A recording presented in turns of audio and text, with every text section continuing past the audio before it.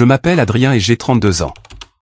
Après avoir donné 11 ans de mon sang, de ma sueur et de mes larmes pour bâtir une entreprise à partir de zéro, le fils arrogant du fondateur m'a licencié à la minute exacte où il a pris les fonctions de PDG. Au milieu de la salle de pause, devant toute mon équipe, il m'a regardé et a dit « Nous n'avons pas besoin de gens paresseux comme vous pour tirer cet endroit vers le bas ».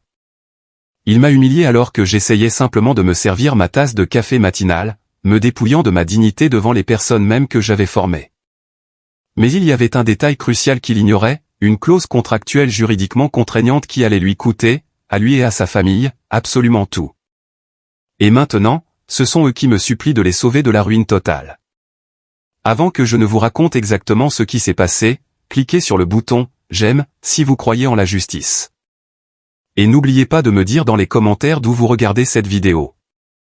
Maintenant, revenons au matin où tout a commencé. Je me souviens encore de ce mardi matin comme si c'était hier. L'air dans le bureau était lourd, chargé de cette atmosphère étouffante que l'on ne ressent que lorsque la direction change de main et que tout le monde craint pour son emploi.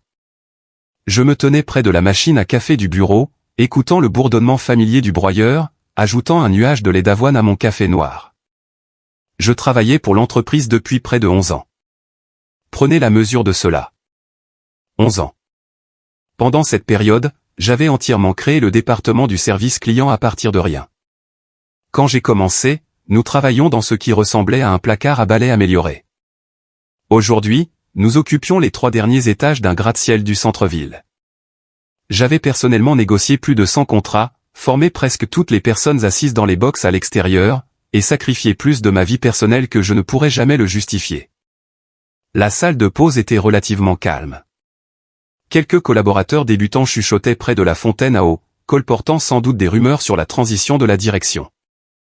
Arthur, le fondateur de l'entreprise et l'homme qui m'avait embauché, avait officiellement quitté ses fonctions de président du conseil d'administration la veille. Il avait remis les clés du royaume à son fils Valentin. Puis la lourde porte vitrée de la salle de pause s'est ouverte. C'était Valentin. Valentin était le nouveau PDG, mais plus important encore, il était la définition même de l'enfant gâté qui n'avait jamais travaillé dur un seul jour de sa vie. Il portait un costume sur mesure gris ardoise qui coûtait probablement plus cher que ma première voiture, et une montre de luxe qui brillait sous les néons. Il marchait avec cette démarche arrogante et imméritée qui vous faisait grincer des dents. Il n'a salué personne. Il n'a pas fait de signe de tête poli pour dire bonjour. Il a juste balayé la pièce du regard, ses yeux s'arrêtant sur moi, me regardant comme si j'étais un meuble bon marché et démodé qu'il avait déjà décidé de jeter sur le trottoir. « Adrien, je veux te voir dans mon bureau. » Tout de suite. Ce n'était pas une demande. C'était un ordre prononcé avec le détachement froid d'un empereur s'adressant à un paysan. Il n'a pas attendu ma réponse. Il a juste tourné les talons et est sorti. J'ai posé ma tasse de café sur le comptoir. Je sentais les regards des jeunes collaborateurs me brûler le dos. Je les suivis en essayant de dissiper la tension qui montait dans ma poitrine. Nous sommes passés devant les rangées de bureaux, devant l'équipe que j'avais passé des années à encadrer, devant les salles de conférence aux parois de verre dans lesquelles j'avais pratiquement vécu. Quand nous sommes entrés dans son immense bureau d'angle, celui qui appartenait auparavant à son père, il n'a même pas pris la peine de s'asseoir derrière le bureau en acajou. Il ne m'a pas proposé de chaise. Il s'est contenté de rester près de la fenêtre, regardant la ligne d'horizon de la ville avant de se tourner vers moi. « Tu es licencié » a-t-il dit. Sa voix était complètement plate, sans émotion, comme s'il lisait une liste de courses ou résiliait un abonnement à un magazine. J'ai scié. La pièce a soudainement semblé très petite. Pendant une fraction de seconde, j'ai sincèrement cru qu'il s'agissait d'une sorte de blague d'entreprise tordue, d'un rituel d'initiation pour la nouvelle administration. « Pardon ? Tu m'as très bien entendu » a-t-il répondu, feuilletant négligemment une pile de documents impeccables sur son bureau, sans même m'accorder le respect d'un regard. Nous nous restructurons et, franchement, nous n'avons pas besoin de gens paresseux comme toi pour tirer cet endroit vers le bas. Tu es un vestige de l'époque de mon père. Tu peux rassembler tes affaires et partir avec effet immédiat. Mon cœur battait la chamade dans mes oreilles, un roulement de tambour assourdissant de pure adrénaline. Paresseux ? J'avais envie de hurler. Je voulais me défendre, énumérer les millions de dollars de revenus que j'avais personnellement garantis pour l'empire de sa famille. Je voulais le saisir par les revers de son costume trop cher et exiger une véritable explication. Peut-être même le menacer d'un procès massif pour licenciement abusif sur le champ. J'avais donné ma jeunesse à cette entreprise. Mais en le regardant, en voyant son visage suffisant et agaçant, sa façon de se tenir là, si incroyablement sûr de son pouvoir fabriqué de toutes pièces, un sentiment de calme étrange et envahissant m'a submergé. J'ai réalisé qu'il n'avait absolument aucune idée de la façon dont cette entreprise fonctionnait réellement. Il jouait au PDG comme s'il s'agissait d'un jeu mobile, cliquant sur des boutons sans en comprendre les mécanismes. J'ai souri. Ce n'était pas un sourire forcé, mais un sourire calme, poli, délibéré, qui atteignait mes yeux. C'était le sourire d'un homme qui détient un secret. Compris, ai-je dit, d'une voix fluide et parfaitement maîtrisée. Passez une bonne journée, Valentin. Je me suis retourné et je suis sorti de son bureau, la tête haute, le dos bien droit. Je n'ai pas claqué la porte. Je n'ai pas dévalé le couloir en colère. Je suis retourné à mon bureau dans un silence absolu. Mes collègues m'ont regardé passer, sentant le changement radical d'atmosphère. Quelques-uns ont commencé à se lever, le visage pâle, prêts à poser des questions. Mais je leur ai fait un léger signe de tête négatif. J'ai pris un carton dans le placard à fourniture et j'ai commencé à vider mon bureau. La photo encadrée de mon chien, mon stylo préféré, le carnet en cuir que j'utilisais pour la stratégie de haut niveau.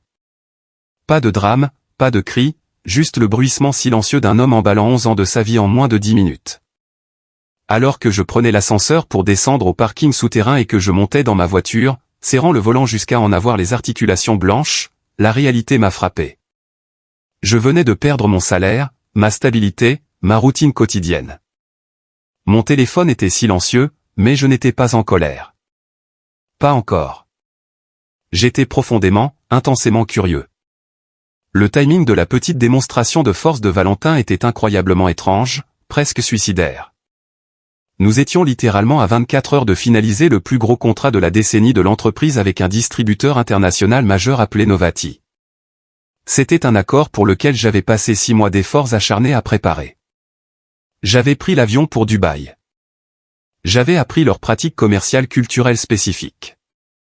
Je connaissais le client sur le bout des doigts. J'avais même programmé la réunion finale d'examen pour le lendemain matin à 11 heures. Et maintenant, j'étais parti. Valentin avait-il seulement pris la peine de regarder les détails du contrat? Avait-il la moindre idée de ce qu'il venait de déclencher? Je suis rentré chez moi en silence, regardant la ville défiler par la fenêtre. J'ai très mal dormi cette nuit-là, me tournant et me retournant dans mon lit, l'esprit tourbillonnant de scénarios possibles. Mais la véritable tempête, l'ouragan de conséquences, n'a frappé que le lendemain matin. Mon téléphone a vibré sur la table de chevet juste après 8 heures. Je ne connaissais pas le numéro, mais j'ai décroché quand même. Adrien, c'est Arthur. La voix m'a fait l'effet d'une décharge électrique le long de la colonne vertébrale. C'était le véritable PDG, le patriarche, l'homme qui m'avait embauché. Je pensais que le pire du drame était passé lorsque j'avais quitté ce bâtiment. Je me trompais lourdement. Pour comprendre la panique totale qui émanait de la voix d'Arthur ce matin-là, il faut comprendre les 11 années d'efforts acharnés qui y avaient mené. Je n'avais pas seulement travaillé pour cette entreprise. Je leur avais donné les meilleures années de ma vie. Quand j'ai commencé, fraîchement diplômé de l'université avec pour seuls atouts mon ambition et un costume bon marché, nous travaillions dans un parc de bureaux exigus à côté d'un centre commercial moribond. J'enchaînais les semaines de 80 heures, survivant grâce à du café tiède et des sandwichs de distributeurs automatiques. J'avais tout sacrifié. J'avais manqué les dîners de Thanksgiving en famille, assis seul dans des salons d'aéroport avec un sandwich à la dinde froide tout en participant à des conférences téléphoniques avec des clients étrangers. J'avais retardé l'alimentation de mon fonds de retraite ou la constitution d'une véritable épargne parce que l'entreprise traversait une période difficile et qu'Arthur avait pratiquement supplié les cadres supérieurs de consentir à des baisses temporaires de salaire pour garder les lumières allumées.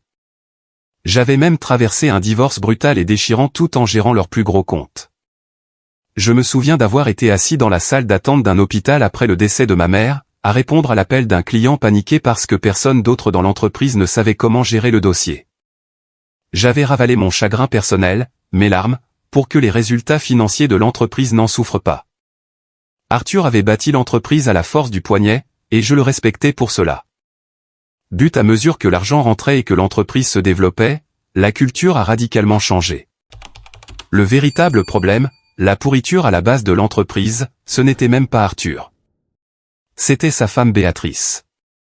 Béatrice était une actionnaire majeure, ayant investi la fortune de sa famille très tôt, et elle était l'éminence grise. Elle gérait les bureaux de l'entreprise comme s'il s'agissait de son club de loisirs personnel. Au fil des ans, j'ai vu Béatrice empoisonner lentement l'ambiance. C'est elle qui avait poussé aux coupes budgétaires dans mon département, gelant les embauches et refusant les primes, tout en s'assurant que Valentin reçoive un héritage anticipé massif, un appartement de luxe en centre-ville et un titre honorifique de vice-président des opérations. Un rôle pour lequel il ne s'est jamais présenté. Béatrice me détestait absolument. Elle m'avait toujours détesté. J'étais un autodidacte. Je ne venais pas d'une famille riche. Je n'avais pas fait de grande école prestigieuse et je ne lui avais jamais fait de courbettes. Lors des galas de fin d'année de l'entreprise, alors que j'étais occupé à réseauter avec de vrais clients, elle s'approchait avec une coupe de champagne et faisait ses commentaires passifs-agressifs vicieux. Elle déclarait haut et fort que mon département était un gouffre financier et que je m'installais un peu trop confortablement dans ma position. Je savais sans l'ombre d'un doute qu'elle murmurait constamment à l'oreille de Valentin, le préparant à sa succession. Elle l'avait convaincu que mon salaire était tout élevé, que je m'attribuais le mérite de la réussite familiale et qu'il fallait m'écarter. Elle voulait faire place nette pour que son fils chéri puisse régner sur son royaume hérité sans qu'aucun cadre chevronné et compétent ne remette en question ses terribles décisions. Alors, quand Arthur m'a appelé ce matin-là, sa voix tremblante à l'autre bout du fil, toute cette histoire toxique est remontée à la surface. « Adrien » a dit Arthur, d'une voix serrée, haletante, habitée d'une terreur absolue. « Pourquoi diable as-tu vidé ton bureau et es-tu parti? Qu'est-ce qui s'est passé ?» Je me suis assis sur mon lit, les draps tombant sur ma taille. Je me suis frotté les yeux pour chasser le sommeil, fixant le mur vide de ma chambre. « Votre fils m'a licencié, Arthur. » Silence à l'autre bout. Un silence lourd, étouffant. Puis une inspiration brusque et saccadée, comme celle d'un homme qui venait de recevoir un coup de poing dans l'estomac. « Quoi ?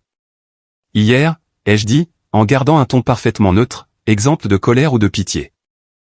Valentin m'a convoqué dans son bureau. Il a dit que j'étais paresseux. Il a dit que je tirais l'entreprise vers le bas et que l'on n'avait plus besoin de moi. Il m'a dit de partir immédiatement. Alors, j'ai fait mes valises et je suis parti. Il y eut une autre longue pause angoissante. Quand Arthur a repris la parole, il avait la voix d'un homme debout au bord d'une falaise très haute, regardant les rochers escarpés en contrebas. « Adrien, dis-moi tout de suite. A-t-il lu ton contrat avant de faire ça? Je ne pense pas que Valentin lise grand-chose, Arthur. Vous le savez mieux que moi. Adrien, il est censé finaliser l'accord avec Novati aujourd'hui, n'est-ce pas? Oui, ai-je répondu calmement. Nous devions rencontrer l'équipe de direction de Novati dans la grande salle du conseil à 11h ce matin. C'est la signature finale. D'où Jésus, a marmonné Arthur. J'entendais des papiers s'agiter violemment en arrière-plan, un tiroir de bureau se fermer brusquement, suivi d'un bruit sourd, comme s'il venait de frapper le mur du poing. Adrien, ton contrat de travail comporte une clause spécifique. Celle que tu as exigée après le désastre de la dernière acquisition. Tu n'es pas seulement le gestionnaire principal du compte. Tu es l'unique négociateur autorisé pour l'accord avec Novati. Je suis resté complètement silencieux. J'ai laissé ses propres mots résonner dans le vide qui nous séparait. Il ne peut pas conclure l'accord sans toi, a poursuivi Arthur, sa voix frôlant l'hystérie totale, le personnage de chef d'entreprise poli ayant complètement disparu. Ni légalement, ni éthiquement, ni pratiquement. L'équipe juridique de Novati est impitoyable. Ce contrat va s'effondrer dès qu'ils se rendront compte que tu n'es pas assis à cette table. Une prise de conscience lente et brûlante s'est installée au plus profond de ma poitrine. Un sentiment de revanche pure et authentique. Valentin avait appuyé sur la gâchette bien trop vite pour prouver sa puissance, et il avait pointé l'arme directement sur l'empire de sa propre famille. Légalement, les dirigeants de Novati ne reconnaîtraient pas Valentin, Arthur, ni quiconque comme représentant pour cette négociation spécifique. Si l'accord échouait aujourd'hui, l'entreprise perdrait des millions de dollars de revenus garantis. La confiance des investisseurs s'effondrerait et les beaux immobiliers massifs qu'ils venaient de signer en prévision de cette expansion les conduiraient à la faillite en un an. Arthur a raccroché sans me dire au revoir. C'était un homme à court de temps. Je me suis assis sur mon canapé, me versant une tasse de café frais, regardant la ville s'éveiller à travers la fenêtre de mon salon. Après 11 ans à avoir été traité comme une ressource jetable, après avoir manqué des enterrements et ruiné mon mariage pour leur marge bénéficiaire, c'est ainsi que l'univers équilibrait la balance. Un enfant gâté et impulsif avait essayé de jouer au chef, traitant le gagne-pain des gens comme des jetons de jeu, et il venait de marcher sur une mine. 10 minutes plus tard, les notifications ont commencé. Mon téléphone posé sur la table basse en verre s'est allumé. C'était un appel de Valentin. J'ai regardé son nom s'afficher sur l'écran. Je l'ai laissé sonner dans le vide. 1 minute plus tard, l'accueil a appelé. Puis le département de la comptabilité. Puis le chef de l'équipe juridique. Mon téléphone vibrait sans arrêt, dansant sur la table en verre comme un jouet bon marché. Je n'ai répondu à aucun appel. Puis un SMS d'Élodie est arrivé. Élodie était une ancienne collègue, l'une des rares amies sincères qui me restaient dans ce bâtiment toxique. Elle avait été transférée au département marketing 1 an plus tôt, mais elle savait toujours tout ce qui se tramait à l'étage de la direction. Son message disait « Adrien, tu ne croiras jamais le bain de sang absolu qui se déroule ici en ce moment. Réponds au téléphone. » Je l'ai rappelé immédiatement. Elle a décroché dès la première sonnerie, chuchotant furieusement depuis ce qui semblait être une cabine de toilette. « Adrien, c'est une zone de guerre absolue ici, » a dit Élodie, la voix tremblante d'excitation et de peur. Arthur vient de passer un savon monumental à Valentin devant tout le comité de direction. Je veux dire qu'il hurlait. Il a littéralement jeté le dossier volumineux de Novati sur la table du conseil et a crié « As-tu seulement lu ce document avant de licencier Adrien ?» J'ai bu une gorgée lente de mon café, sentant la chaleur se propager dans ma poitrine. Et qu'a dit le grand PDG Valentin à cela? Il a essayé de faire marche arrière. Il transpirait à grosses gouttes dans son costume. Il a bredouillé quelque chose sur le fait d'emmener l'entreprise dans une nouvelle direction et sur ton insubordination. Mais Arthur n'a rien voulu entendre. Il a dit à Valentin devant tout le monde que si cet accord échouait aujourd'hui, son poste de PDG lui serait définitivement retiré et son fonds fiduciaire serait gelé. Élodie a poussé un soupir tremblant. Adrien, tu as toutes les cartes en main en ce moment. Il panique. Qu'est-ce que tu vas faire? J'ai remercié Élodie, lui ai dit de faire profil bas et j'ai raccroché. Je n'allais pas simplement retourner dans ce bâtiment et les sauver parce qu'ils me le demandaient gentiment. Je devais leur donner une leçon sur la valeur, sur le respect et sur les limites qu'ils avaient franchies depuis plus d'une décennie. Mais avant même que je ne puisse formuler un plan d'attaque solide, mon téléphone a de nouveau sonné.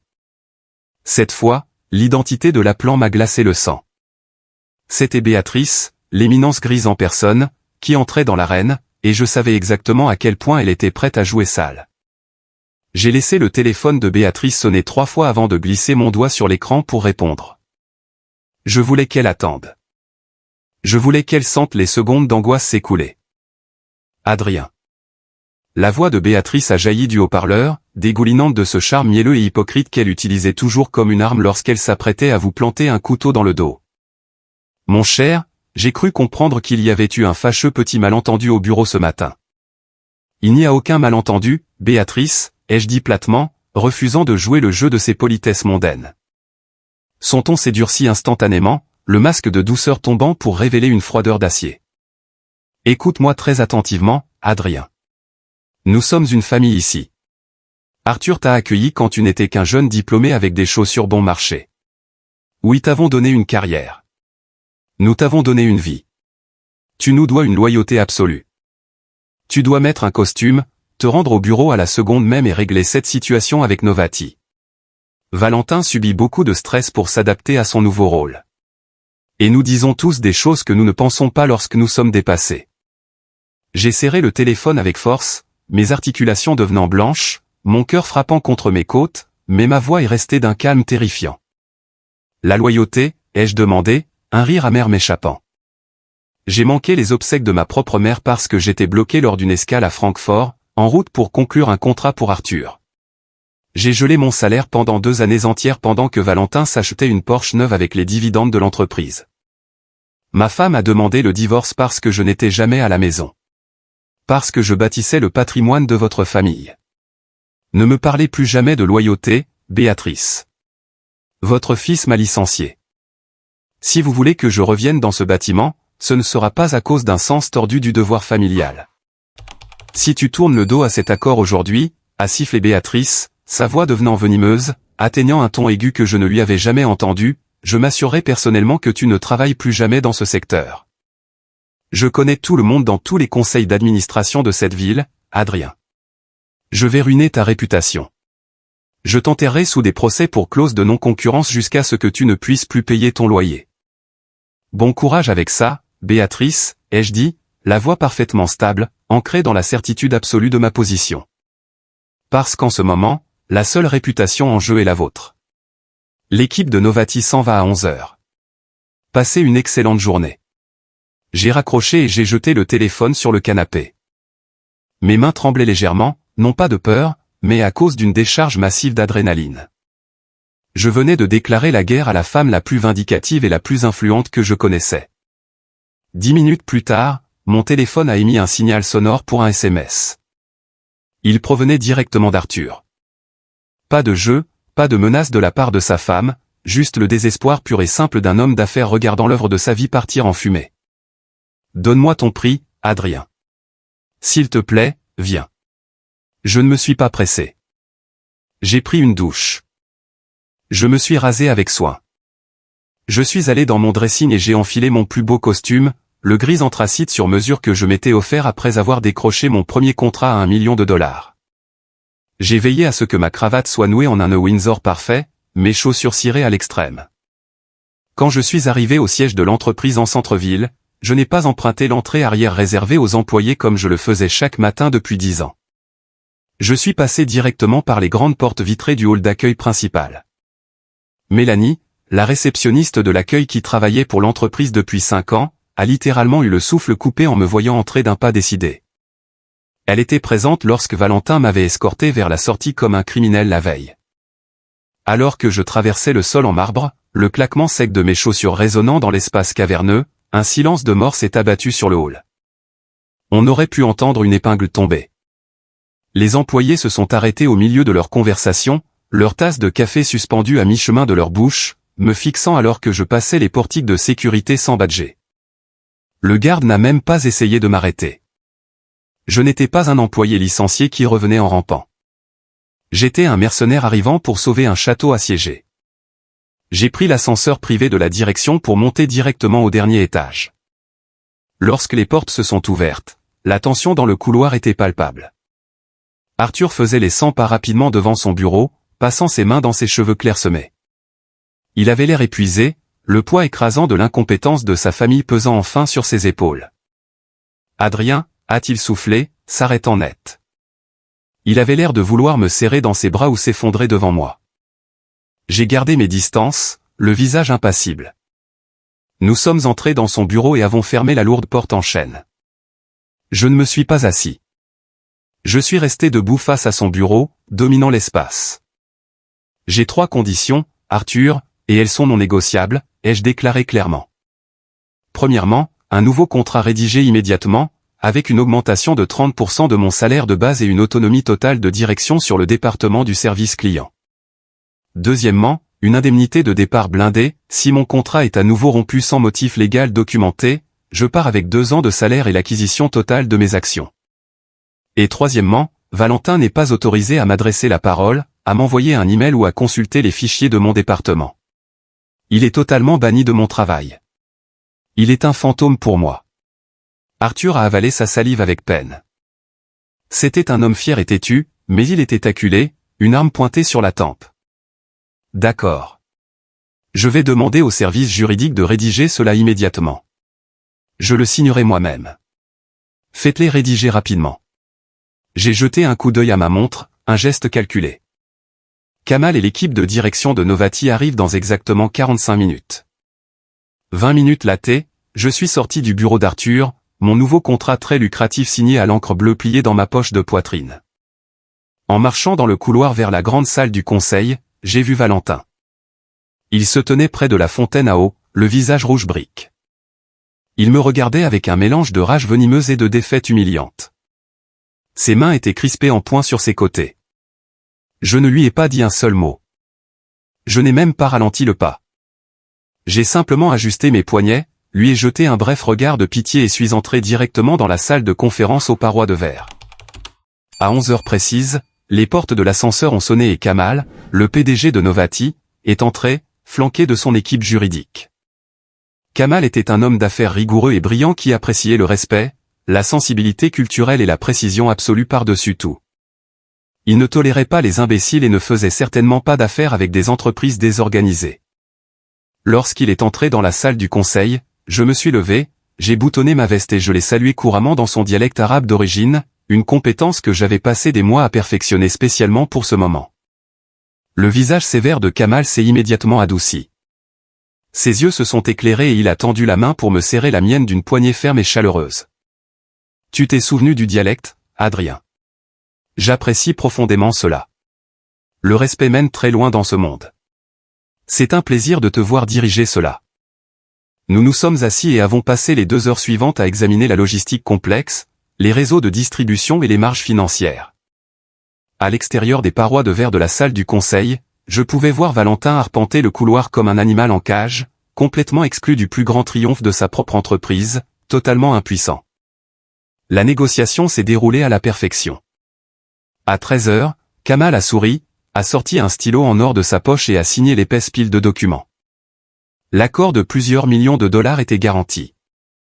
L'entreprise était sauvée du gouffre.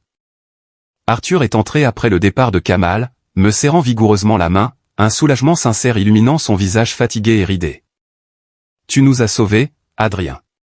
Tu as sauvé l'entreprise. Je te dois des excuses monumentales. Vous ne me devez pas d'excuses, Arthur, ai-je répondu, regardant directement à travers la vitre Valentin qui nous fusillait du regard de loin. Vous devez à votre entreprise un véritable dirigeant, quelqu'un qui sait faire la différence entre un pouvoir usurpé et une responsabilité réelle. Je suis sorti du bâtiment cet après-midi-là, me sentant intouchable. Je les avais battus à leur propre jeu. J'avais assuré mon avenir, obtenu une augmentation de salaire massive et préservé ma dignité. Je croyais avoir gagné la guerre, mais j'aurais dû savoir que les personnes toxiques et narcissiques n'acceptent pas la défaite avec élégance. Elles agissent dans l'ombre. Et Valentin, poussé par la rage de sa mère, s'apprêtait à lancer une campagne de sabotage si sombre, si insidieuse et si profondément illégale que j'allais devoir brûler toute l'entreprise pour y survivre. Les semaines qui ont suivi le grand accord avec Novati ont été incroyablement étranges. Sur le papier et pour le monde extérieur, j'étais le héros incontesté de l'entreprise. Les lettres d'information du secteur et les blogs d'entreprise mettaient en avant l'expansion massive de notre société, soulignant le génie stratégique de l'équipe du service client. Ma boîte de réception était inondée de félicitations discrètes de la part d'employés trop effrayés pour me louer publiquement, mais qui respectaient profondément ce que j'avais accompli. Mais à l'intérieur des bureaux, l'atmosphère était lourde de paranoïa. Une guerre froide et silencieuse avait commencé. Arthur avait tenu parole, pour l'essentiel. Il avait publiquement retiré à Valentin toute implication dans la stratégie client de haut niveau concernant mes comptes. Mais Valentin était toujours techniquement le PDG. Il détenait toujours le titre. Et un narcissique blessé doté d'un pouvoir exécutif et d'un ego meurtri est la créature la plus dangereuse sur Terre. Cela a commencé par de petits désagréments bureaucratiques exaspérants. Thibault, le vice-président des ventes et fidèle serviteur de Valentin, s'est soudainement mis à rejeter les notes de frais de mon département. Les remboursements de frais de déplacement pour les réunions de Novati, les réunions même qui avaient sauvé l'entreprise, m'ont été renvoyés à 3 reprises.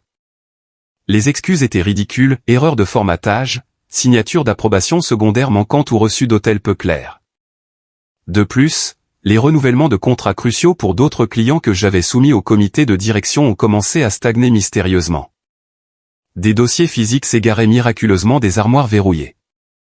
Les approbations numériques étaient retardées jusqu'à la dernière minute, forçant mon équipe à travailler dans l'urgence et nous faisant paraître désorganisés et incompétents aux yeux de nos clients de longue date.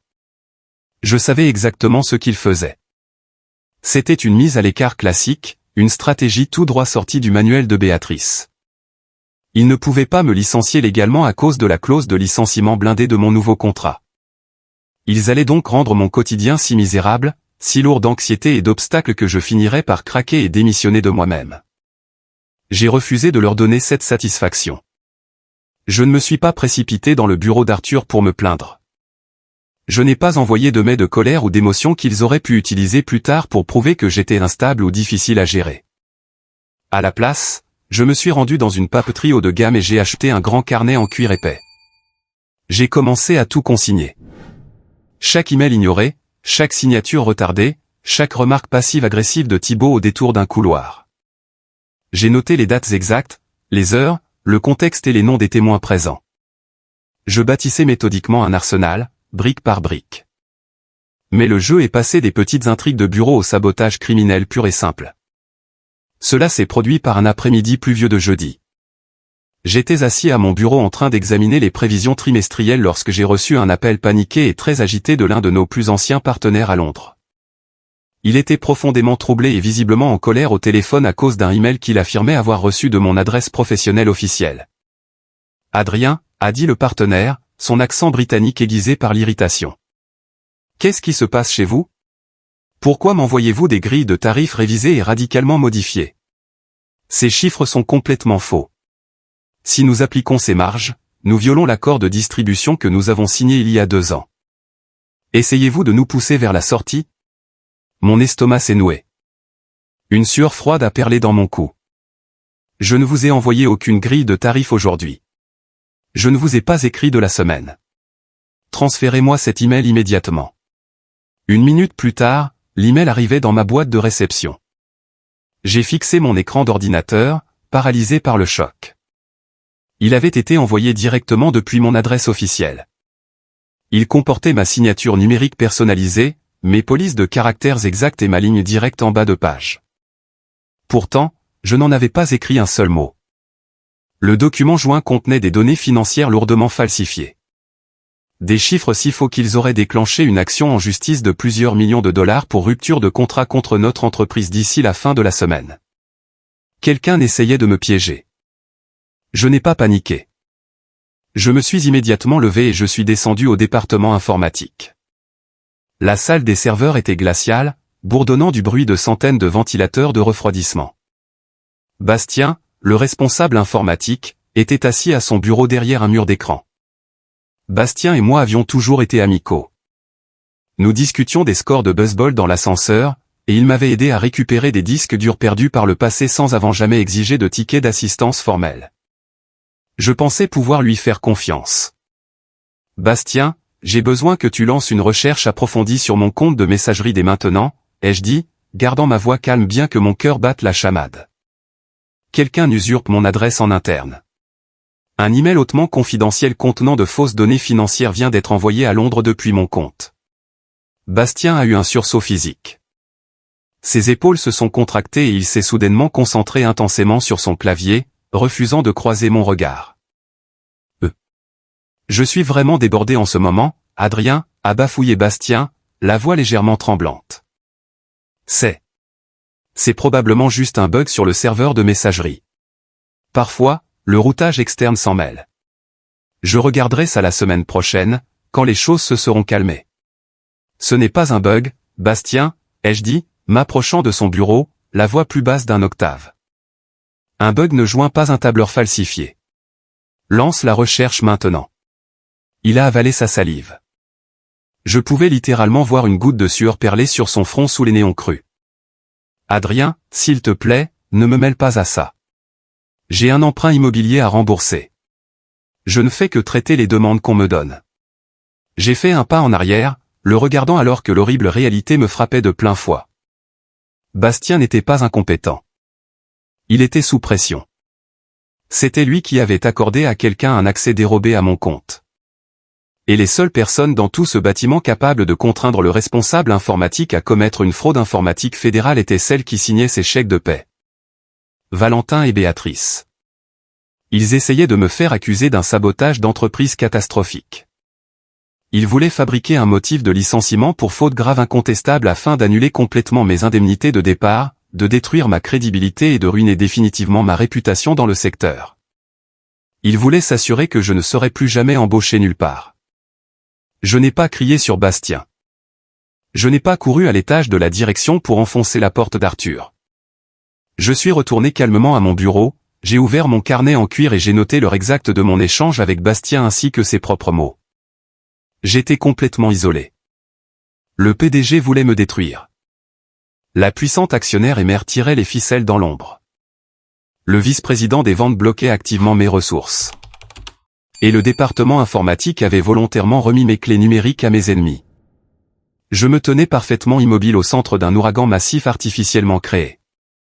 Mais ils avaient fait une erreur d'arrogance fatale.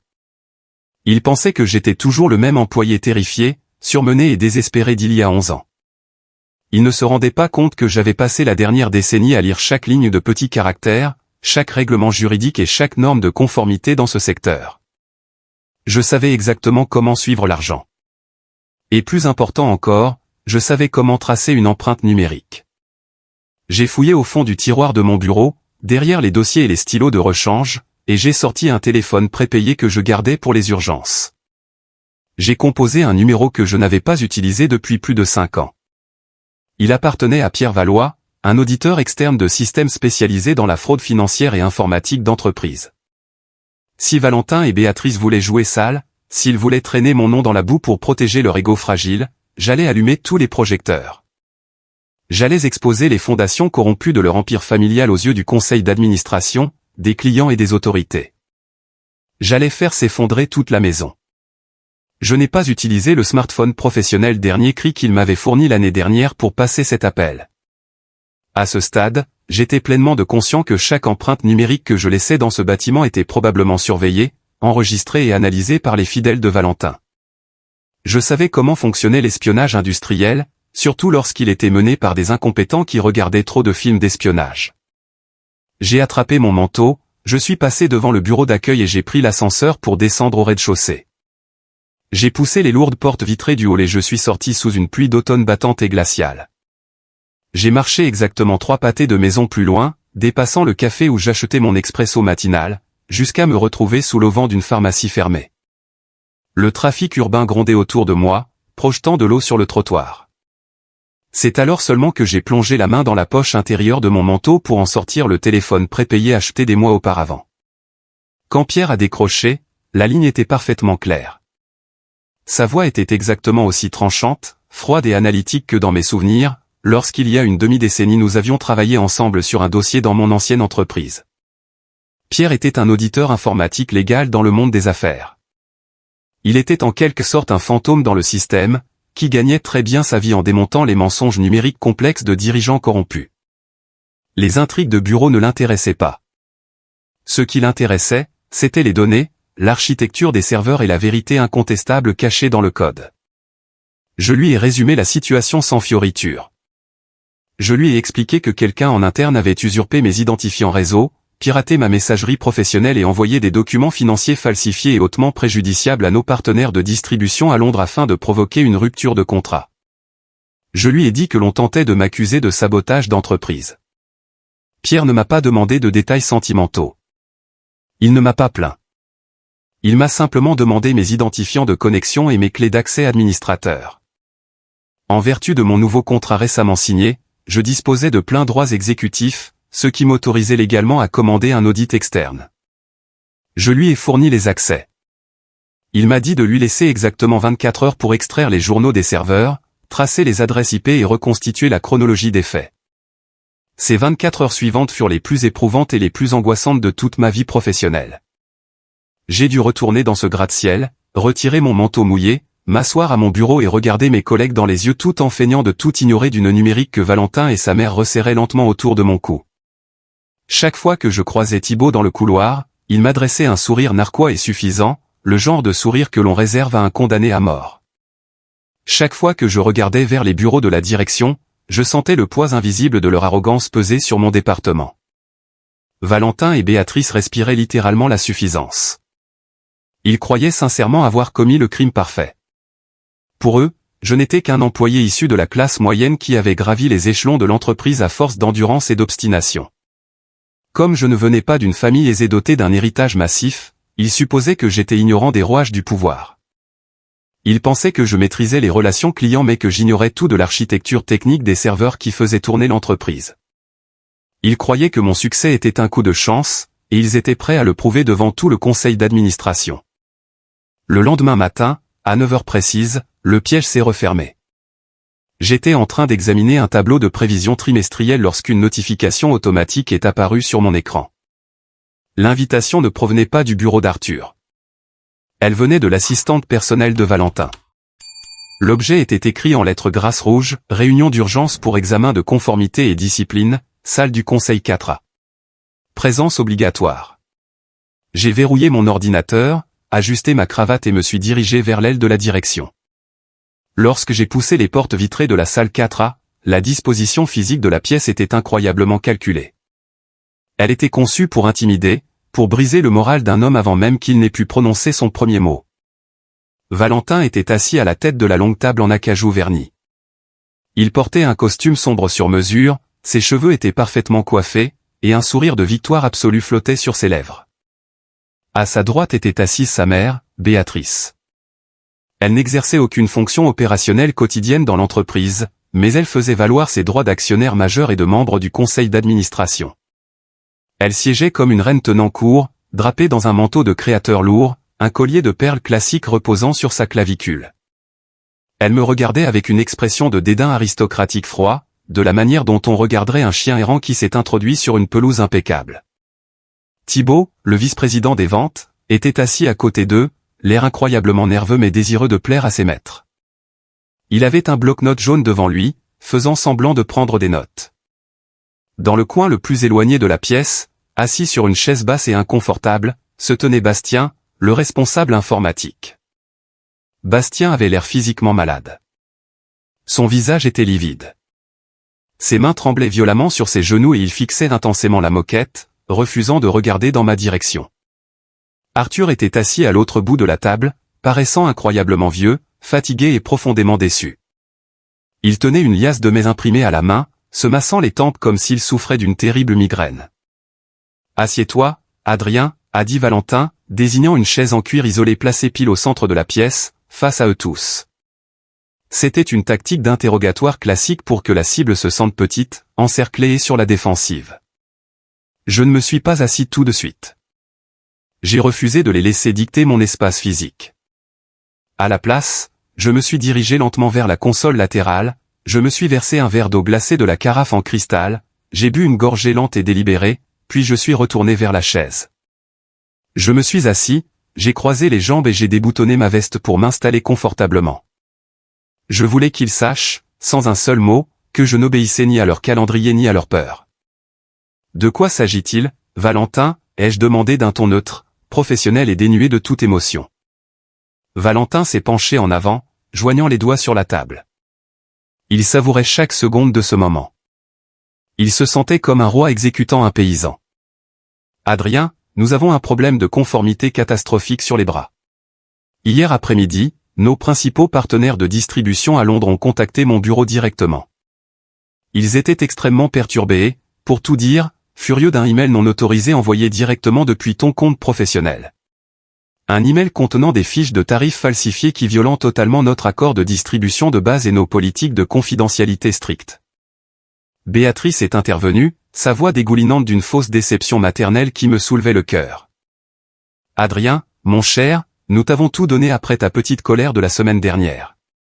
Mon mari a signé un nouveau contrat massif pour toi. Nous avons augmenté ton salaire. Nous t'avons donné une autonomie de direction totale. Et nous t'avons fait confiance pour représenter l'héritage de cette famille.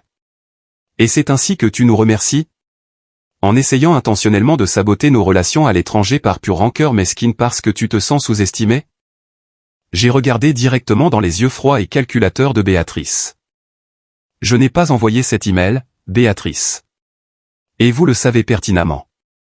Valentin a ricané bruyamment, d'un rire sec et grinçant. Il a jeté les copies imprimées de l'email falsifié sur la table en acajou. Les feuilles ont glissé sur le bois verni, venant heurter la base de mon verre d'eau. Cela vient de ton poste de travail, Adrien. Il y a ta signature numérique unique. Bastien a effectué une recherche approfondie sur les serveurs hier soir et il a confirmé que le message provenait de ton terminal exact pendant les heures de bureau. N'est-ce pas, Bastien ? Bastien a tressailli comme s'il avait été frappé. Il s'est raclé la gorge, sa voix étant à peine audible malgré le bruit du système de ventilation. Oui, les rapports de routage du réseau indiquent que le paquet de données a été envoyé depuis l'adresse matérielle d'Adrien. Le sourire narquois de Valentin s'est élargi en une grimace triomphante et froide. C'est de la négligence professionnelle grave dans le meilleur des cas, et du sabotage d'entreprise délibéré dans le pire. C'est une violation directe des clauses de moralité et de performance de ton nouveau contrat. Tu te croyais intouchable, Adrien. Tu pensais pouvoir prendre cette famille en otage pour obtenir un salaire plus élevé et ensuite brûler notre maison de l'intérieur. Mais tu n'es pas aussi malin que tu le crois. Tu es licencié, avec effet immédiat, pour faute grave. Béatrice s'est penchée en avant, les yeux étincelants d'une satisfaction féroce et soudaine. Elle était prête à porter les stockades. Ils se sont adossés à leur siège, attendant mon effondrement. Ils s'attendaient à ce que je les supplie. Ils s'attendaient à ce que je pleure pour ma carrière, ou que je me lève pour hurler de rage, ce qui leur aurait donné le prétexte parfait pour appeler la sécurité et me faire traîner hors du bâtiment comme un fou. Ils comptaient entièrement sur ma terreur. Ils avaient fabriqué la crise, falsifié les preuves, forcé le directeur informatique à mentir et préparé le terrain pour mon exécution publique. Mais en les regardant, en voyant le visage suffisant de Valentin et le regard triomphant de Béatrice, je n'ai ressenti qu'un profond sentiment de clarté. Les pièces du puzzle s'étaient enfin assemblées. J'ai plongé la main dans ma poche intérieure, j'ai sorti le téléphone prépayé et je l'ai posé délicatement sur la table. Je n'appellerai pas encore vos avocats, Béatrice, ai-je dit, d'une voix basse, calme et régulière. Parce que si vous déposez une plainte contre moi, la procédure de communication des pièces va s'avérer être l'expérience la plus douloureuse de toute la vie de votre fils. Le sourire de Valentin affaiblit pendant une fraction de seconde, ses yeux se tournant vers le téléphone prépayé. Qu'est-ce que cela est censé vouloir dire? Tu es fini, Adrien. Tu n'as aucun moyen de pression ici. J'ai la vérité, Valentin, ai-je répondu, me penchant en avant, le fixant droit dans les yeux. Et contrairement à toi, je n'ai pas besoin de falsifier des documents pour prouver mon point de vue. Quand le bureau de Londres m'a appelé hier, j'ai su immédiatement que l'on essayait de me piéger. Je savais que toi et ta mère étiez désespérés à l'idée d'annuler mon contrat, et je savais que Bastien n'avait pas le courage de vous tenir tête. C'est pourquoi, hier après-midi, j'ai engagé un analyste informatique légal indépendant agréé pour effectuer un audit complet de l'architecture de nos serveurs. Béatrice a laissé échapper un rire moqueur et strident. Tu n'as pas l'autorité nécessaire pour accorder l'accès à nos serveurs privés à un tiers. C'est une violation de la propriété intellectuelle. Nous allons te poursuivre en justice rien que pour cela. Arthur, appelle la sécurité immédiatement. En fait, Béatrice, si, j'ai cette autorité, ai-je dit, désignant directement la signature à l'encre bleue sur le dossier de contrat posé devant Arthur. En vertu de l'article 4 de mon contrat révisé, qu'Arthur a signé hier, j'ai obtenu une autonomie administrative et opérationnelle totale et sans restriction sur la division du service client. Cette autonomie juridique inclut explicitement le droit de mener des audits de conformité indépendants en faisant appel à des prestataires externes afin de protéger nos comptes actifs. Mon prestataire n'avait pas besoin de votre autorisation. Il avait ma signature juridique, et il a trouvé exactement ce que je cherchais. Avant que Valentin ne puisse formuler une réponse, la lourde porte de la salle du conseil s'est ouverte, la poignée a cliqué, le battant a pivoté, et Pierre est entré. Il ne portait pas de costume de bureau. Il portait un simple col roulé noir et tenait un épais classeur noir sous le bras. Il n'a pas demandé la permission d'entrer. Il a marché droit vers l'extrémité vide de la table, a posé le classeur avec un bruit lourd et retentissant, et a regardé directement la famille qui pensait posséder le monde. Le piège était tendu, mais c'était eux qui venaient d'y tomber. Je pensais que le pire était passé en voyant leur visage se décomposer, mais je me trompais lourdement. La véritable déflagration restait à venir. La salle du conseil a sombré dans un silence froid et étouffant. On entendait le léger tic-tac de l'horloge murale. Pierre se tenait au bout de la table comme un exécuteur de données, déboutonnant lentement son manteau. Le visage de Valentin est passé d'un rouge brique à un gris cendré en quelques secondes. Quelle est la signification de tout cela, a demandé Arthur, la voix tremblante en regardant alternativement Pierre et moi. Adrien, qui est cet homme? Qu'est-ce qui se passe? Je m'appelle Pierre Valois, a déclaré Pierre d'une voix totalement dénuée de chaleur, professionnelle et d'une précision terrifiante. Je suis auditeur informatique légal principal et spécialiste certifié en sécurité des réseaux. Hier après-midi, en vertu de l'autorisation légale découlant du contrat de travail d'Adrien. J'ai lancé une analyse approfondie des serveurs de messagerie principaux et des journaux de routage de cette entreprise. J'ai été chargé d'enquêter sur l'origine de l'email frauduleux envoyé à vos partenaires de Londres. Valentin a frappé du poing sur la table en acajou, essayant désespérément de reprendre le contrôle de la pièce. Je me fiche de savoir qui vous êtes. C'est une réunion privée de la direction. Vous êtes en état de violation de propriété. Sécurité. Faites sortir cet intrus de mon bureau immédiatement. Je vous conseille vivement de vous rasseoir et de vous taire, monsieur, a dit Pierre, d'un ton parfaitement calme, mais empreint d'une autorité écrasante. Parce que si je suis contraint de quitter cette pièce avant d'avoir terminé ma présentation, mon prochain appel ne sera pas destiné à votre équipe de sécurité. Il sera adressé à la division des cybercrimes de la police fédérale pour signaler une fraude d'entreprise massive. Le regard d'Arthur s'est redressé. La fatigue a disparu, remplacée par une panique vive et concentrée. Il a regardé Pierre, puis son fils. Laissez-le parler. Pierre, dites-moi exactement ce que vous avez trouvé. Pierre a ouvert l'épais classeur noir, révélant des centaines de pages de journaux système, de signatures numériques, d'adresses IP surlignées et de codes d'accès cryptés. L'email envoyé à vos partenaires de Londres provient bien du poste de travail physique d'Adrien. Cependant, ce terminal n'était pas utilisé par Adrien. Les journaux système montrent clairement qu'à 15h14 précise hier, le terminal d'Adrien a fait l'objet d'un accès à distance via un protocole de bureau virtuel. Cette session à distance a été initiée à l'aide d'un identifiant administrateur fantôme. Pierre a tourné son regard froid vers Bastien, qui était au bord de l'hyperventilation dans son coin. Un identifiant fantôme créé il y a exactement 3 semaines, qui contourne toutes les procédures d'authentification multifacteur standard et qui est directement lié aux droits d'administration principaux du responsable informatique. Bastien, aimeriez-vous expliquer au conseil pourquoi vous avez créé un compte administrateur dérobé pour usurper l'identité d'Adrien? Bastien s'est effondré. Il a caché son visage dans ses mains, ses épaules secouées de tremblements alors qu'il se mettait à pleurer ouvertement. Je n'avais pas le choix. Je le jure devant Dieu, je n'avais pas le choix. Valentin m'a convoqué dans son bureau il y a 3 semaines. Il m'a dit qu'Adrien représentait un risque de sécurité, qu'il prévoyait de voler des données de l'entreprise et que nous devions surveiller ses emails.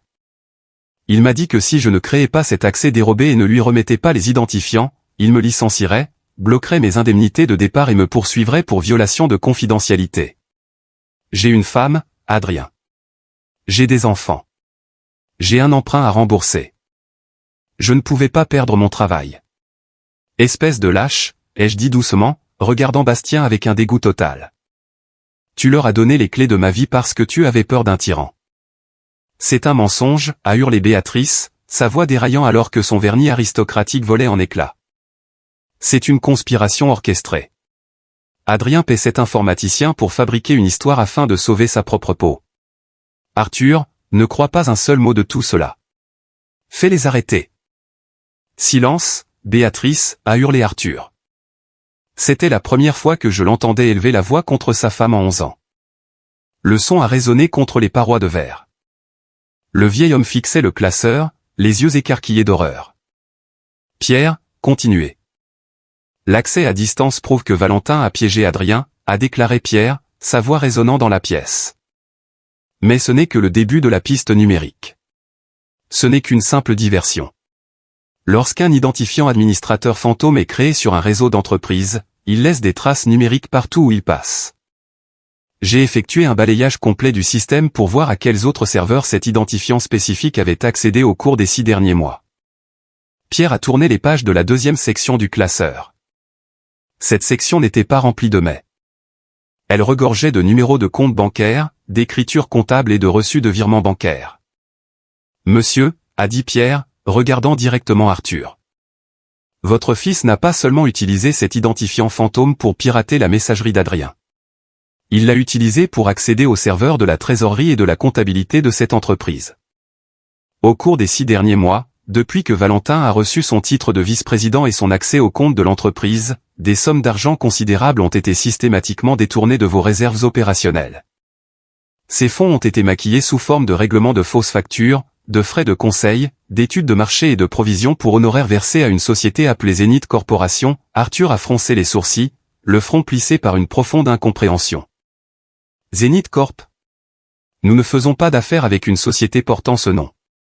Nous n'avons jamais eu de fournisseur appelé Zenith Corporation, exactement, a dit Pierre. La pièce a sombré dans un silence de mort.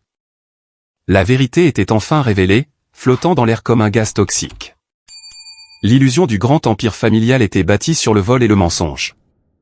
Le montant total détourné au cours des 6 derniers mois, a déclaré Pierre d'une voix neutre et dévastatrice, s'élève à 2 485 000 $. Arthur a lentement tourné la tête pour regarder son fils. Valentin était assis, pétrifié dans son fauteuil en cuir, les yeux écarquillés, la bouche entr'ouverte. Il avait l'air d'un enfant pris en flagrant délit de vol dans la boîte à biscuits, sauf que la boîte à biscuits était une trésorerie d'entreprise de plusieurs millions de $.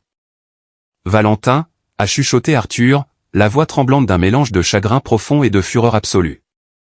Dis-moi que ce n'est pas vrai. Dis-moi que tu n'as pas volé cette entreprise, ta propre famille, les gens qui travaillent ici. Valentin est resté un long moment sans pouvoir parler. Il a avalé sa salive péniblement, son visage prenant une teinte blafarde et maladive. Je peux expliquer, papa, a balbutié Valentin d'une voix incroyablement aiguë et paniquée. C'était temporaire. J'ai fait de mauvais investissements. Le marché immobilier s'est effondré sur les projets commerciaux que j'ai achetés à Chicago. J'ai eu un appel de marge de la banque. Ils allaient saisir mes actifs. J'ai juste emprunté l'argent pour couvrir les appels de marge en attendant que l'accord avec Novati soit conclu. J'allais tout remettre en place. Je le jure, j'allais tout régler. Tu allais tout remettre en place en m'accusant à ta place, ai-je dit, ma voix coupant court à ses excuses pathétiques et gémissantes. Regarde l'email falsifié que Valentin a envoyé à Londres, Arthur. Regarde les chiffres qu'il a modifiés. Il a modifié nos fiches de tarifs pour afficher une perte trimestrielle projetée d'exactement 2,5 millions de $. Il n'essayait pas seulement de me faire licencier. Il créait une trace écrite de mauvaise gestion financière catastrophique sous mon nom. Lorsque les auditeurs auraient fini par découvrir les 2,4 millions de $ manquants le mois prochain, Valentin aurait rejeté la faute sur mes prétendues erreurs de tarification et m'aurait rendu responsable de la perte.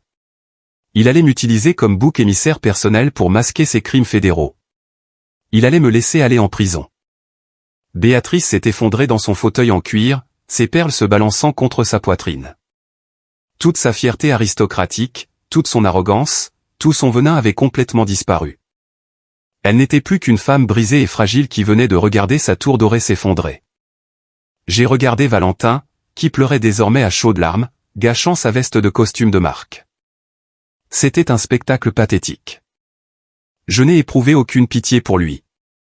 Il avait tenté de détruire ma vie, de ruiner ma carrière et de m'envoyer en prison pour protéger sa propre cupidité et sa bêtise. Il m'avait sous-estimé, et il en payait maintenant le prix ultime. Le silence dans la pièce était assourdissant, seulement troublé par les sanglots de Valentin. Faisons une pause un instant. Merci d'être resté avec moi jusqu'ici. Vous êtes formidable.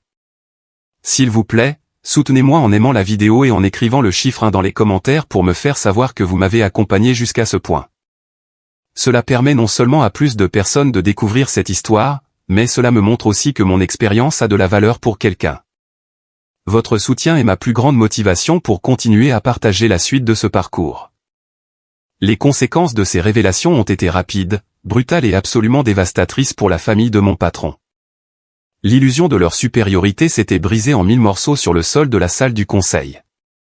Arthur se tenait à la tête de la table, la poitrine oppressée, les poings serrés. Il regardait son fils avec une expression de dégoût pur et absolu. C'était le regard d'un père réalisant que l'œuvre de sa vie, son héritage et son nom de famille avaient été traînés dans la boue par la personne même qu'il avait essayé de protéger et d'élever. Arthur, s'il te plaît, a chuchoté Béatrice, la voix brisée en tendant la main à travers la table pour attraper la manche de son mari. Elle le suppliait à présent, sa fierté totalement anéantie. C'est notre fils unique. Nous pouvons régler cela. Je peux utiliser mon compte d'héritage personnel pour couvrir les fonds manquants avant que le conseil d'administration ne l'apprenne. Nous pouvons payer à Adrien tout ce qu'il veut pour garder le silence. Nous pouvons lui donner une promotion, une prime massive. Nous pouvons gérer cela en privé, en famille. S'il te plaît, ne détruis pas la vie de notre fils pour une erreur. Arthur a lentement tourné son regard vers sa femme, ses yeux froids et durs comme du granit. Il a dégagé son bras de son étreinte comme si son contact le brûlait. Une erreur, Béatrice? Il a piraté le terminal d'un homme innocent, falsifié des documents financiers fédéraux et tenté de lui faire porter le chapeau pour un crime d'entreprise de plusieurs millions de dollars. Il a détourné des millions de dollars appartenant aux actionnaires et aux employés qui ont bâti cette entreprise.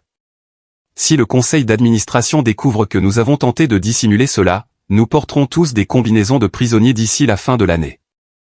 Je ne vais pas aller en prison fédérale pour protéger ton fils criminel et gâté. Tu l'as gâché. Tu as permis cela. Arthur s'est penché vers l'interphone de la table en acajou et a appuyé sur le bouton d'appel principal. Sa main tremblait, mais sa voix était ferme. Mélanie, envoyez la sécurité immédiatement dans la salle du conseil et appelez notre conseiller juridique. Dites-lui de monter sur le champ. Valentin a paniqué. Il s'est levé brusquement de sa chaise, la renversant en arrière dans un grand fracas qui a résonné contre les parois de verre. Papa, non. Tu ne peux pas faire ça. Je suis le PDG de cette entreprise. Je suis de la famille. Tu ne peux pas me faire escorter par la sécurité comme un vulgaire voleur. Tu n'es plus le PDG, Valentin, a dit Arthur d'une voix plate, vide et éteinte. C'est fini pour toi. À la seconde même, ton contrat avec cette entreprise est rompu pour faute lourde, fraude et activité criminelle. Je te retire ton titre, tes accès à l'entreprise, ton téléphone professionnel et tes actions. Tu vas t'asseoir dans mon bureau avec notre conseiller juridique et tu vas rédiger une confession écrite complète et détaillée de chaque dollar que tu as détourné de cette société. Si tu coopères et si tu cèdes tous tes actifs personnels pour rembourser la dette, je ne porterai peut-être pas plainte au nom du conseil d'administration. Mais si tu me résistes, ne serait-ce qu'une seconde, je laisserai Adrien remettre ce classeur aux autorités dès aujourd'hui. Voir Valentin être fouillé par les agents de sécurité, sa montre de luxe et son téléphone de marque confisqué sous mes yeux, a été le moment le plus satisfaisant de toute ma carrière. Il pleurait ouvertement, le nez coulant, le visage rouge et bouffi alors que les gardes le prenaient par les bras pour le faire sortir de la pièce. L'enfant gâté qui se tenait dans la salle de pause quelques semaines auparavant pour me dire « Nous n'avons pas besoin de gens paresseux comme toi », quittait l'entreprise de son père dans une disgrâce absolue, humilié devant les personnes même qu'il avait tenté de détruire. Béatrice s'est levée lentement, le visage blafard, les yeux remplis d'une haine terrifiante et venimeuse alors qu'elle me fixait. Ses mains tremblaient tandis qu'elle serrait son collier de perles. « Tu as planifié cela, Adrien. Tu as ciblé mon fils. Tu as détruit notre famille. » « Je n'ai rien détruit, Béatrice, » ai-je répondu d'une voix calme et parfaitement stable pendant que je fermais mon dossier et remerciais Pierre. « Votre fils s'est détruit tout seul. Vous avez passé sa vie entière à lui tenir la lanterne, en le persuadant qu'il était au-dessus des lois. J'ai simplement refusé d'être sa victime. Vous devriez appeler votre avocat. » Elle n'a pas ajouté un mot. Elle a attrapé son sac à main de créateur, ses talons au claquant frénétiquement sur le sol alors qu'elle courait après son fils déchu. Bastien, le responsable informatique, était toujours assis dans son coin, la tête dans les mains, tremblant comme une feuille. « Adrien, s'il te plaît. Je ne voulais pas le faire. J'avais peur de perdre ma retraite. J'ai un enfant à l'université. » J'ai regardé Bastien. Je comprenais la peur et je comprenais la pression d'avoir une famille à nourrir. Mais il y a des limites que l'on ne franchit pas. Une trahison reste une trahison, peu importe la façon dont on essaie de la justifier. Vide ton bureau, Bastien. Tu as livré mon identité numérique à un tyran pour sauver ta propre peau. Je ne porterai pas plainte contre toi, mais c'est terminé pour toi ici. Tu as jusqu'à midi pour vider ton bureau. Il a hoché la tête lentement, trop brisé pour protester, et s'est éclipsé de la pièce. Finalement, il ne restait plus qu'Arthur et moi dans cette immense salle du conseil silencieuse. La tempête était passée, laissant derrière elle un sillage de dévastation absolue. Arthur s'est affalé lourdement sur une chaise, couvrant son visage de ses mains. « Je suis tellement désolé, Adrien, » a dit Arthur, sa voix étouffée par ses paumes. « J'ai été aveugle. J'ai laissé ma femme dicter la politique du conseil d'administration et j'ai laissé mon fils mener cette entreprise à la ruine. J'aurais dû te faire confiance dès le début. Vous auriez dû, Arthur, ai-je dit franchement. Je n'allais pas lui offrir de vaines paroles de réconfort. Vous avez laissé une culture toxique de privilèges s'installer parce que c'était plus facile que d'affronter la cupidité de votre propre famille. Et cela a failli vous coûter absolument tout. Je quitte mes fonctions de président, a dit Arthur en me regardant, les yeux empreints d'une profonde défaite. Je ne peux pas faire face au conseil d'administration après cela. Je vais prendre ma retraite discrètement. Mais l'entreprise a besoin de stabilité, Adrien. Les clients ont besoin de quelqu'un en qui ils ont confiance. Quelqu'un en qui Kamal a confiance. Je ne vais pas devenir votre équipe de nettoyage, Arthur, ai-je dit en bouclant ma mallette. Je ne vais pas diriger cette entreprise pendant que votre famille en détient les clés. No, a acquiescé Arthur en secouant la tête. Je te transfère 10% de mes actions personnelles de fondateur directement à ton nom. Tu seras le directeur exécutif des opérations avec d'importants droits de vote au conseil d'administration.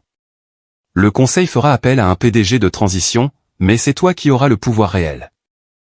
Tu auras le contrôle opérationnel total sur toute l'entreprise. Je suis resté là, regardant par la fenêtre la ligne d'horizon de la ville. Il y a 11 ans, j'aurais pleuré de joie pour une telle reconnaissance. Aujourd'hui, je n'y voyais qu'une responsabilité immense et difficile, mais c'était une responsabilité que j'étais prêt à assumer. Selon mes conditions. Faites rédiger le transfert d'actions et la promotion par l'équipe juridique, ai-je dit.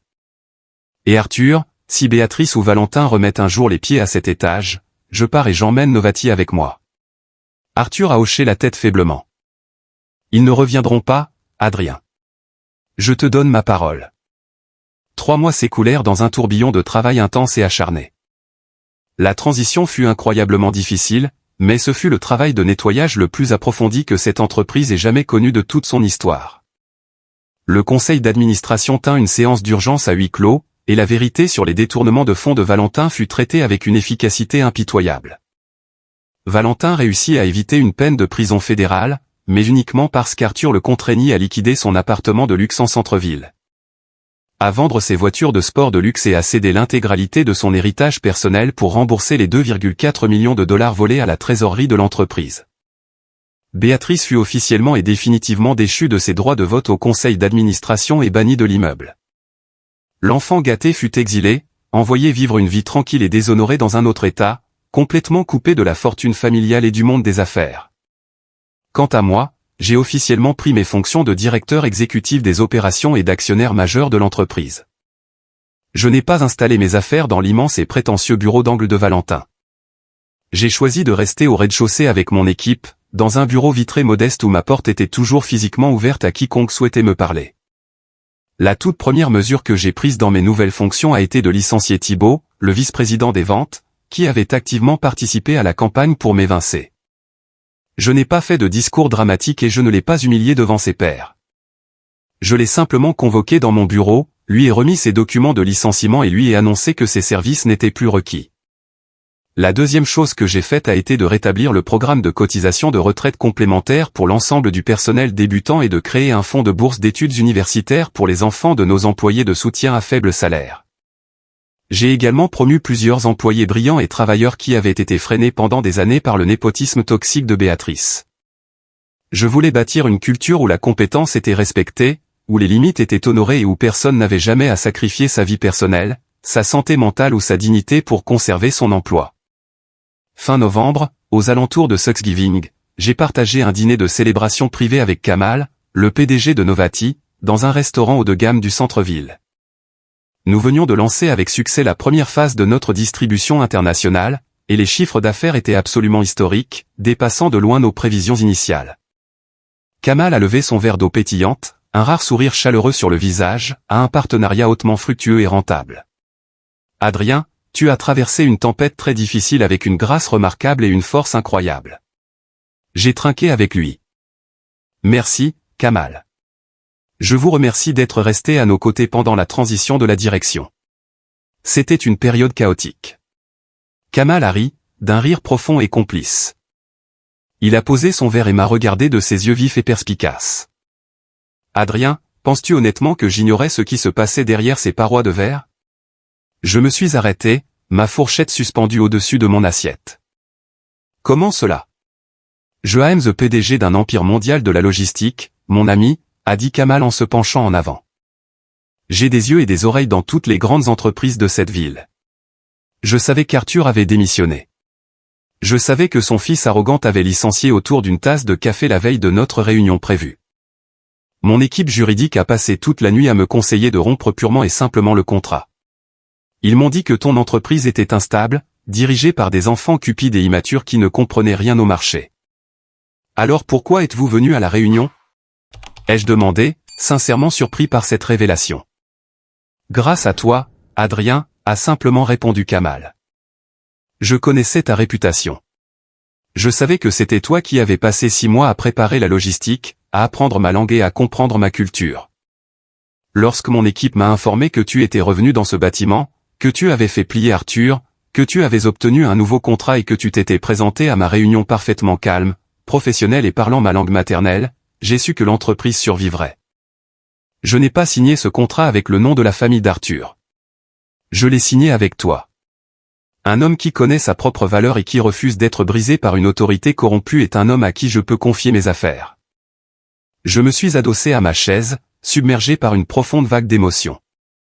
Toutes ces années passées à quémander la reconnaissance d'Arthur, à essayer de prouver ma valeur à Béatrice et à sacrifier mon mariage et ma santé pour leur approbation n'avaient eu absolument aucun sens. Le véritable respect ne venait pas de la soumission à une dynastie d'entreprises. Il découlait de sa propre compétence, de son intégrité et de sa capacité à rester debout face à l'injustice absolue. Plus tard ce soir-là, alors que je rentrais chez moi par les rues calmes de la ville, j'ai ressenti une paix profonde et inébranlable. J'habitais toujours le même appartement, mais j'étais un homme complètement différent. J'avais mené une guerre contre une famille puissante et toxique, et j'avais gagné.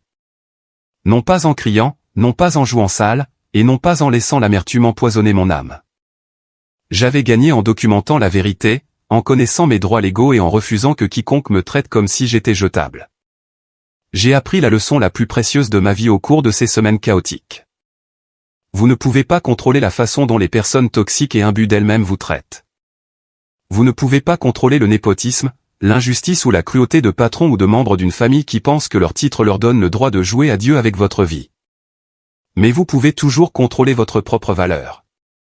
Votre compétence est votre meilleure défense. Votre silence peut être une arme puissante.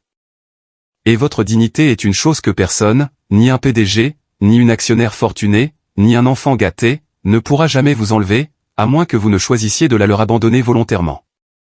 J'ai survécu à leur feu, et ce faisant, j'ai réalisé que c'était moi qui tenais l'allumette depuis le début. Merci infiniment d'avoir écouté mon histoire.